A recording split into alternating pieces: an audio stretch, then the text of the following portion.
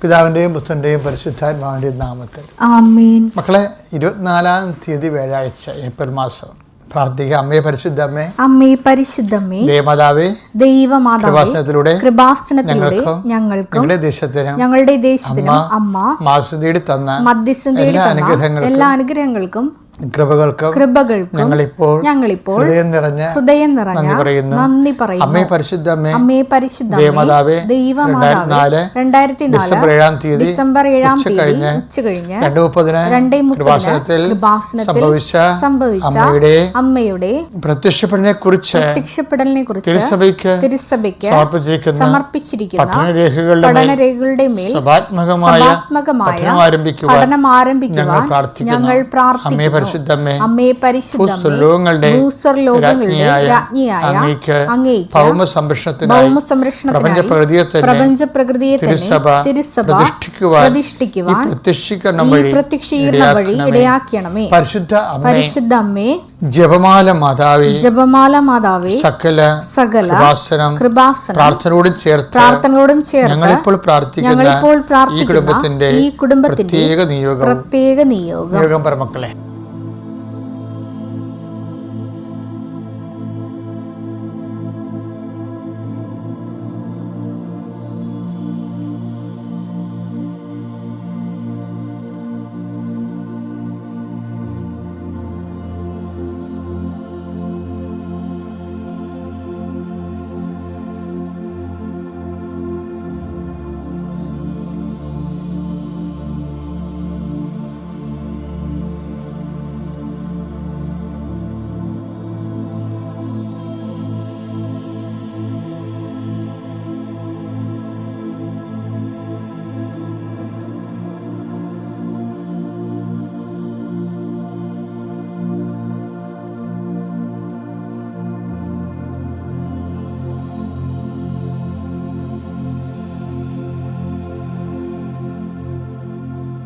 അമ്മയുടെ പ്രത്യക്ഷീകരണത്തിന്റെ അനുഗ്രഹവേളയിൽ ഞങ്ങൾക്ക് സാധിച്ചു തരുവാൻ കനിയണമേ.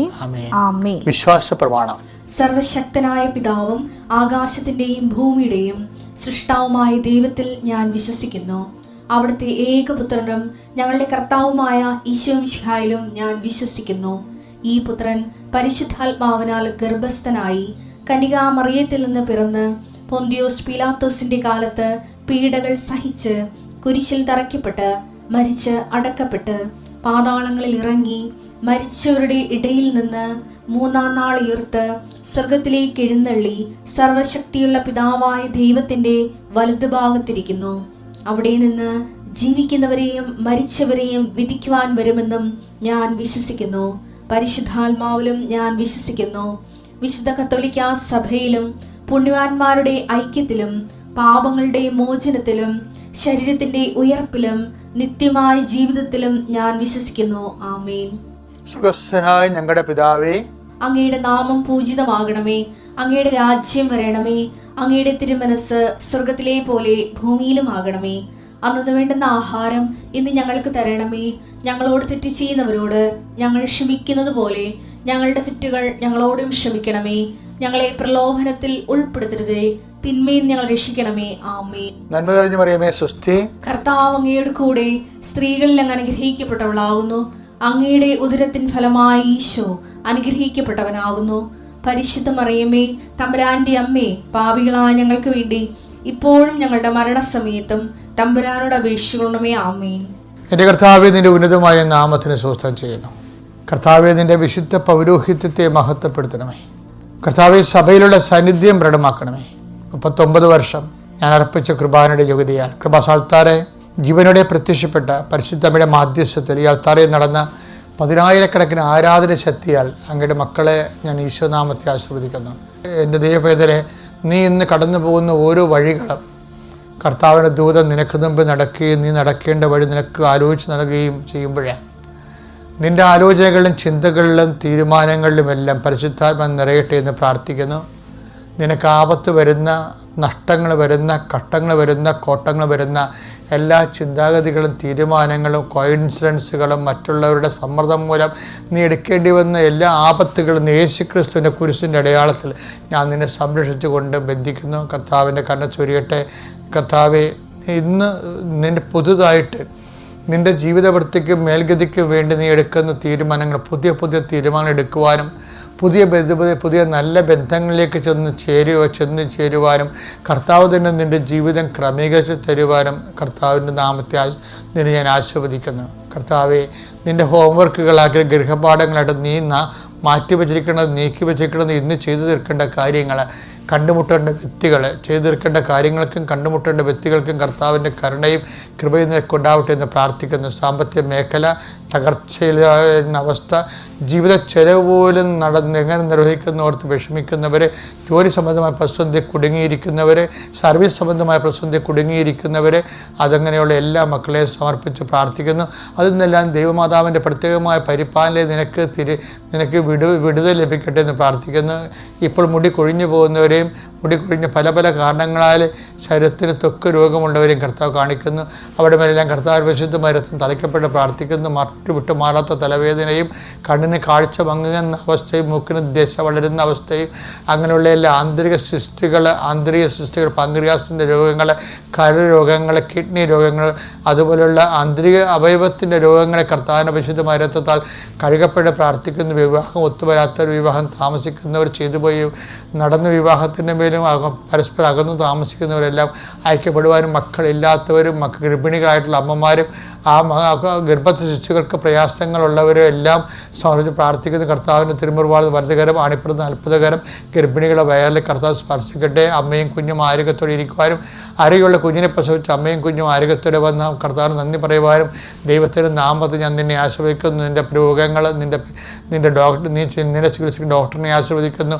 നീ കഴിക്കുന്ന മരുന്നിനെ ആശീർവദിക്കുന്നു. എൻ്റെ കർത്താവിൻ്റെ ഉന്നതമായ നാമത്തിൽ നിൻ്റെ പരീക്ഷകളെ ആശീർവദിക്കുന്നു. നിനക്ക് നിൻ്റെ റിസൾട്ടിനെ വരാൻ പോകുന്ന റിസൾട്ടിനെ ആശീർവദിക്കുന്നു. നിൻ്റെ ഉപരി വിദ്യാഭ്യാസത്തിന് ആവശ്യമായ മേൽഗതിക്കുള്ള എല്ലാ യോഗ്യതകളും നേടുവാൻ നിൻ്റെ അയോഗ്യത പരിഹരിച്ചുകൊണ്ട് പരിശുദ്ധ മാതാവിൻ്റെ മാധ്യസ്ഥം ഞാൻ നിനക്ക് ഉന്നതമായ വിജയൻ്റെ കൈവരിക്കാൻ പ്രാർത്ഥിക്കുന്നു. എൻ്റെ കർത്താവിന് ഉന്നതമായ നാമത്തിൽ ആശീർവദിച്ച് പ്രാർത്ഥിക്കുന്നു. വസ്തു വിൽക്കാനുള്ളവർ, വസ്തു വാങ്ങാനുള്ളവർ, വീട് വിൽക്കാനുള്ളവർ, വീട് വെക്കാനുള്ളവർ കർത്താവെ, അവരെല്ലാം അവരുടെ തടസ്സങ്ങൾ, സാങ്കേതിക തടസ്സങ്ങൾ, നിയമപരമായ തടസ്സങ്ങൾ, കോടതി കേസുകൾ, പോലീസ് കേസുകൾ, എല്ലാ മേഖലകളിലും നീ നേരിടുന്ന ബന്ധനങ്ങൾ യേശുക്രിസ്തു നാമത്തിൽ ഈ നിമിഷം അഴിഞ്ഞു മാറട്ടെ കൽപ്പിക്കുന്നു. നിത്യം പിതാവും പുത്രനും പരിശുദ്ധാത്മാവും സർവ്വീശ്വര എന്നേക്കുവാമേൻ. എൻ്റെ പ്രിയപ്പെട്ടവരെ, ആധ്യാത്മിക ജീവിതം എന്ന് പറയുന്നത് ഒരു അപേക്ഷ ജീവിതമല്ല. ആധ്യാത്മിക ജീവിതം എന്ന് പറയുന്നത് ഒരു അപേക്ഷ ജീവിതമല്ല. ചില അണ്ണന്മാരെങ്കിലും ദൈവത്തെ എന്തിനാണ് അപേക്ഷിക്കാൻ വേണ്ടി, പ്രാർത്ഥിക്കാൻ വേണ്ടി. എന്ത് പ്രാർത്ഥിക്കാനാണ്? അത് അന്നു വേണ്ട കാര്യങ്ങൾക്ക് വേണ്ടി പ്രാർത്ഥിക്കുക. അതാണ് അപേക്ഷ ജീവിതം എന്ന് പറയുന്നത്. നമ്മളിപ്പോൾ എല്ലാ ദിവസവും ദൈവത്തിൻ്റെ കരുണയ്ക്ക് വേണ്ടി അപേക്ഷിക്കുന്ന ആൾക്കാരല്ലേ? ഞാനൊരു കാര്യം പറയട്ടെ, നമ്മൾ രക്ഷപ്പെടണമെന്ന് ഉദ്ദേശിക്കുന്നുണ്ടെങ്കിൽ നമ്മുടെ ഇപ്പോൾ കർത്താവിൻ്റെ ഏറ്റവും വലിയ സംഭവം എന്താ? വാക്കിൽ എനിക്കിഷ്ടപ്പെട്ട വാക്കാണ്, ദൈവത്തിരുസന്നിധി സമ്പന്നരായിരിക്കണമെന്ന്. ലുക്ക 12:21. ഇതുപോലെയാണ് ദൈവസന്നിധിയിൽ സമ്പന്നനാകാതെ തനിക്ക് വേണ്ടി സമ്പത്ത് ശേഖരിച്ചു വെക്കുന്നവനും. അതാണ് അപേക്ഷക്ക് സൈന്യം എന്ന് പറയുന്നത്. എപ്പോഴും തനിക്ക് വേണ്ടി കിട്ടാൻ വേണ്ടി എപ്പോഴും ഇങ്ങോട്ട് കൊണ്ട് ഇപ്പോൾ തൂമ്പ പോലെ വെട്ടി ഇങ്ങോട്ട് എടുക്കും. ദൈവത്തിനെ കാണുമ്പോൾ തന്നെ തൂമ്പ ഇവിടത്തിന് വിട്ടാത്തതാണ്. അതല്ല, അപ്പോഴും ജീവിതകാലം മുഴുവൻ ഇത് തന്നെയായിരുന്നു അഭ്യാസം. വേറെ ഒന്നും അറിയാൻ പാലാത്ത കൊണ്ടാണ്. അങ്ങനെയല്ല, ഒരു കോൺസെപ്റ്റാണത്. എന്താണ്? ദൈവം ആഗ്രഹിക്കുന്ന ഒരു ആഗ്രഹമാണ്. എന്താണ്? നമ്മൾ ദൈവത്തിരുസന്നിധിയിൽ സമ്പന്നരായിരിക്കണമെന്ന്. അതായത് ദൈവം ഇങ്ങോട്ട് തരാനുണ്ടാകണം. ഒരു ദിവസം അവസാനിക്കുമ്പോൾ, ഇപ്പോൾ ദിനവൃത്താന്തമൊക്കെ ഒരു ദിവസം അവസാനിക്കുമ്പോൾ അത് ആ കണക്ക് പുസ്തകം പോലെ കാര്യം ഓവർ ചെയ്യുമ്പോൾ അടുത്ത പേജിലോട്ട് നമ്മൾ ഇവിടുത്തെ ബാലൻസ് എഴുതുമ്പോൾ നമുക്ക് ദൈവത്തിന് കൊടുക്കാനുള്ള പോലെ വരരുത്, ദൈവം ഇങ്ങോട്ട് തരാനുള്ള പോലെ വരണം. അങ്ങനെ ജീവിക്കുന്നതാണ് ദൈവത്തിരുസന്നിധി സമ്പന്നത എന്ന് പറയുന്നത്.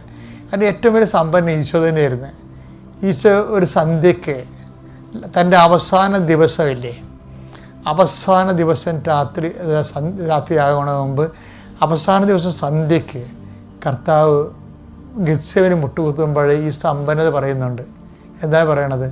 പിതാവേ, എൻ്റെ ദിനങ്ങൾ, ഭൂമിയിൽ എനിക്ക് കൽപ്പിച്ച് നൽകിയ ദിനങ്ങൾ, എൻ്റെ ഭൂമിയിൽ ഞാൻ അങ്ങയെ മഹത്വപ്പെടുത്തി. അതാണ് സംഭവം. അപ്പോൾ എൻ്റെ ദിനങ്ങളെ ഞാൻ എൻ്റെ ദിനങ്ങളിൽ ഞാൻ ഭൂമിയിൽ അങ്ങയെ മഹത്വപ്പെടുത്തി. എന്ത് ചെയ്യണം? ഇനി ഇങ്ങോട്ട് തരണം, നീയാണ് ഇനി ചെയ്യേണ്ടത് കാര്യം. ഭയങ്കര അർത്ഥമല്ലേ? അതാണ് ക്രിസ്ത്യ ജീവിതം എന്ന് പറയണത്. അത് അങ്ങേപ്പക്കൽ എന്നെ മഹത്വപ്പെടുത്തണമേ, അതാണ് വിഷയം. ഇപ്പം ദൈവത്തോട് നമ്മൾ ചോറ് ചോദിച്ചാൽ നീ ചോറ് കൊണ്ടുപോയി, ഇനിയും ഞാൻ ചോറ് തരുമെന്ന് ദൈവം പറയത്തില്ല. നമ്മൾ ഭക്ഷണം ചോദിച്ചാൽ ഇനിയും ഞാൻ ഭക്ഷണം തരുമെന്ന് പറയത്തില്ല. അത് ഓട്ടോമാറ്റിക്കായിട്ട് സംഭവിക്കുന്ന കാര്യങ്ങളാണ്. പക്ഷെ ദൈവത്തിന് മാത്രം ചെയ്യാവുന്ന കാര്യങ്ങളാണ് ദൈവത്തോട് ചോദിക്കേണ്ടത്. പണ്ട് ഈ കർത്താവ് ഇതുപോലെ ഗത്സേമനി പോലെ ഒരു ഗത്സേമനിയുടെ തന്നെ ആദ്യ ഗത്സേമനിയുണ്ട്. എൻ്റെ ആത്മാവ് മരണകരമായ വേദന അനുഭവിക്കുന്നു, ഞാനെന്ത് പറയേണ്ടു? പിതാവേ, ഈ മണിക്കൂറിൽ നിന്ന് മാറ്റണമേ. അഥവാ ഈ മണിക്കൂറിലേക്കാണല്ലോ ഞാൻ വന്നത്. പാഷനെക്കുറിച്ച് കറക്റ്റ് കർത്താവ് ഫുൾ കോൺഷ്യസിലേക്ക് വരുന്ന സമയമാണ്. അപ്പോൾ പിതാവേ, എന്നെ മഹത്വപ്പെടുത്തണമെന്ന് പറയും. അപ്പോൾ പിതാവ് പറഞ്ഞ വാക്കുണ്ട്, എന്താണ്? ഞാൻ മഹത്വപ്പെടുത്തിയിരിക്കുന്നു, ഇനിയും മഹത്വപ്പെടുത്തുമെന്ന്. അതാണ് ദൈവത്തിൽ നിന്ന് വീണ്ടും ദൈവം തരാൻ ആഗ്രഹിക്കുന്ന സാധനം മഹത്വമാണ്. അല്ല കഞ്ഞിയും ചോറും ജോലിയും PR-ഉം പെൻഷനും ഒന്നുമല്ല. ദൈവത്തിന് ഇനിയും നമുക്ക് തരാൻ ആഗ്രഹം. അതാണ് ടേക്ക് ഇവിടെ യോഹന്നാൻ 12:28. പിതാവേ, അങ്ങയുടെ നാമത്തെ മഹത്വപ്പെടുത്തണമേ. അപ്പോൾ സ്വർഗത്തിൽ നിന്ന് ഒരു സ്വരമുണ്ടായി, ഞാൻ മഹത്വപ്പെടുത്തിയിരിക്കുന്നു, ഇനിയും മഹത്വപ്പെടുത്തും. അങ്ങനെയാണ് ആ കണക്ക് അവസാനിക്കേണ്ടത്. ഓരോ ദിവസം അവസാനിക്കുമ്പോൾ ദൈവം ഇങ്ങോട്ട് തരാനുണ്ടാകണം. അങ്ങനെ ജീവിച്ചു നോക്കിയേ. ഞാനൊക്കെ അങ്ങനെ ജീവിക്കാൻ പരിശ്രമിക്കുകയാണ്. Thank you.